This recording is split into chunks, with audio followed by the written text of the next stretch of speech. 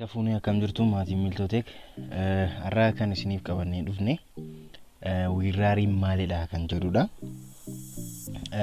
Wiirraariin sooftiweerii yookaan mosaajii faayiloota yookaan fooldaroota garaagaraa bifa compressed ta'een akka taa'u godhudha.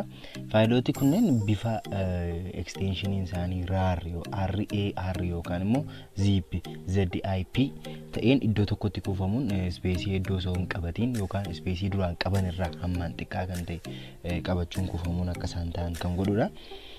Faayiloota garaagaraa gama iimeelii yookaan teelegiraamii erguuf hanga faayila duraan ture waan gad buusuuf filatamaadha.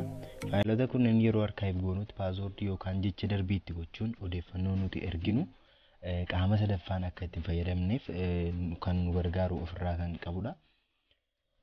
Miiliyoonota 50 olitti kan tilmaamamu itti fayyadamtoota miiliyoona 500 olitti kan tilmaamaman kan qabu yommuu ta'u, mosaajiilee wiirraar guyyoota 40 fi install goone guyyoota 40 fi bilisaan fayyadamuu dandeenya.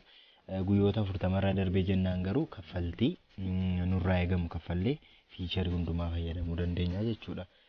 Wiirraar faayiloota kompireesii godhu algooriizimii garaagaraatti fayyadameeti kan inni arkaayivii godhu jechuudha.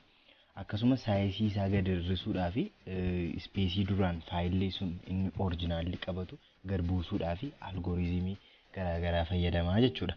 Yeroo faayila arkaayif ta'e tokko ekstiraakti goonu yookaan immoo faayila kanaan dura kompireesd ta'e sana ekstiraakti gaafa goonu faayilli sun iddoo isaa duraatti deebi'a jechuudha. Kana jechuun fakkeenyaaf faayila meegaabaaytii 500 tokko kompireesii goone yoo 250 inni kompirees ta'e suni yoo 250 ta'e yeroo deebinee immoo ekstiraakti goonu 500 as deebi'a jechuudha. Akka fakkeenyaatti wiirraarii fakkeenyaaf fooldara kana keessa faayiloota garaagaraa jiru kana arkaayivii gochuun barbaade yeroo kana fooldarri kun saayiziin isaa 260dha. Kana booddees gubbaa irratti raayit kilik jedhee aadituu arkaayif kan jettu kanas bifa gabaabaa isinis gochuu nan danda'a. Asiin godheen isinitti argisiisa. Kana booddee maal gochuudha seet paaswoordi ishee jettu kana irratti godha. Fakkeenyaaf 13 okay. Kana booddee look arkaayif kan jettu kana godheen okay jedha. Kana booddee amma kana kompireesii gochaa jira jechuudha. Kunis gubbaa irratti akkuma isin argitanii iddoo tokkotti walitti naaf qabaa jira jechuudha. Ammaan kana xumuree jira. Faayilli kana akkuma silaa argitanii saayiziin isaa 260dha. Kan isa haaraa ammaa kana ammoo ni ilaalla. Yeroo kana 159dha jechuudha. Haga 100 gadi buuse jechuudha. I think ilaa meegaabaaytii 100 nuuf hir'isee jechuudha. Kanaafuu isa kanaan dileetiin godha. Permanently delete godheera amma faayila compressed ta'een qaba jechuudha. Saayiziin isaas isa duraarra gadi bu'aadha iddoo inni qabatu.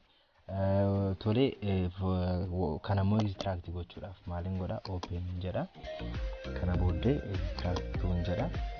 Kana booddee extract ergan jedhee booddee desktopii gubbaa irratti akka inni godhutti okay jedha. Paaswoordii na gaafata 1 2 3 4 fakkeenyaa fi dogoggoran galcha. Isa booddee akkuma argitanii waan inni jechaa jiru akka kanadha. Hayyee paaswoordii dogoggoraa hin fudhatu jechuudha. 1 2 3 godha. Paaswoordiin kun isa sila sirrii galchedha.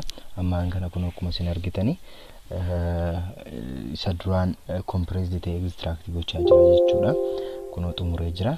Faayilli nuun duraan qabnu meeqa ture?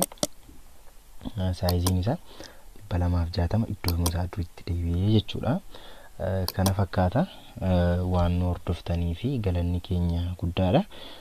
Akkasumas chaanaalii keenya subscribe like share gochuun dagatiina. Sabaa maalee hawaasummaa Facebook Twitter keenya like follow share gochuun akkasumas chaanaalii telegiraamii keenya join gochuun nu hordofuun nu bukkee dhaabbachuun dagatiina. Galatooma.